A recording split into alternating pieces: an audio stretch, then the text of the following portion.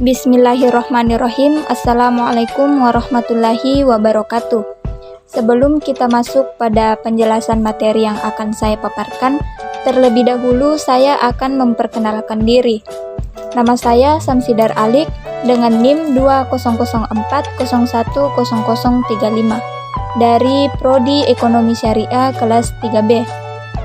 Jadi, di sini saya akan memaparkan materi mengenai kebutuhan dan rasionalitas dalam ekonomi Islam, guna untuk memenuhi tugas ujian tengah semester pada mata kuliah Ekonomi Mikro Islam. Pengertian rasionalitas. Rasionalitas adalah anggapan bahwa manusia itu selalu berperilaku secara rasional atau masuk akal dalam arti membuat keputusan yang tidak akan merugikan diri sendiri maupun orang lain. Sedangkan pengertian kebutuhan adalah segala sesuatu yang dibutuhkan manusia untuk mempertahankan hidup serta untuk memperoleh kesejahteraan dan kenyamanan. Perilaku rasional mempunyai dua makna, yaitu makna pertama adalah metode. Metode dalam rasional adalah tindakan yang dipilih berdasarkan dengan pikiran yang beralasan, bukan berdasarkan dengan kebiasaan, prasangka, dan emosi. Sedangkan makna kedua adalah hasil. Hasil dalam rasional adalah tindakan yang benar-benar mencapai tujuan yang ingin dicapai. Jadi, dapat disimpulkan bahwa rasionalitas adalah pengambilan keputusan dalam setiap perilaku selalu berpikir dan bertindak secara rasional. Misalnya, keputusan seseorang untuk memilih suatu barang yang sejenis, yang lebih murah harganya dibandingkan dengan harga yang lebih mahal. Rasional dibangun atas kaidah-kaidah yang diterima secara universal. Namun, penafsiran yang operasional dari nilai tersebut didasarkan pada cara pandang dan berpikir pada budaya tersebut, dan seringkali dipengaruhi juga situasi dan kondisi yang melingkupinya. Jadi, seorang perilaku ekonomi itu dapat dikatakan rasional dengan pertimbangan bahwa setiap orang yang tahu apa yang mereka mau dan inginkan, serta mereka mau mengambil suatu keputusan atas suatu hal dari sesuatu yang paling diinginkan.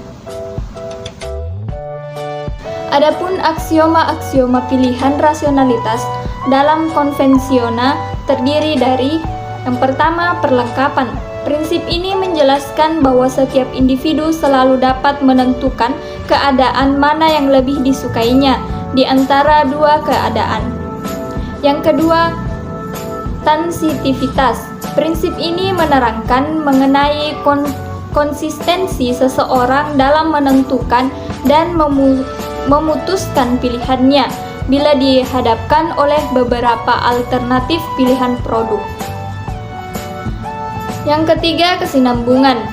Dalam prinsip ini menjelaskan bahwasanya jika seorang individu itu mengatakan bahwa produk A lebih disukai daripada produk B, maka setiap keadaan yang mendekati produk A itu pasti akan lebih disukai daripada produk B. Dan yang keempat, lebih banyak selalu lebih baik.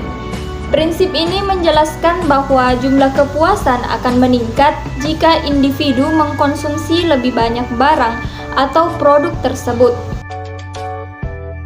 Nah, adapun aksioma-aksioma pilihan rasionalitas dalam ekonomi Islam. Yang pertama yaitu maslahah sebagai tujuan ekonomi. Yang kedua, menghindari kemubatsiran. Yang ketiga, meminimumkan resiko. Selanjutnya, situasi ketidakpastian. Etika rasional dalam konsumsi Islam. Ya, yang pertama yaitu kebutuhan dan kemampuan Artinya jangan sampai kemauannya tinggi tetapi kemampuannya rendah atau tidak ada, ataukah kemampuannya tinggi akan tetapi semuanya diikuti dengan hawa nafsu tanpa adanya pertimbangan. Yang kedua, tujuan pembelanjaan harta harus jelas.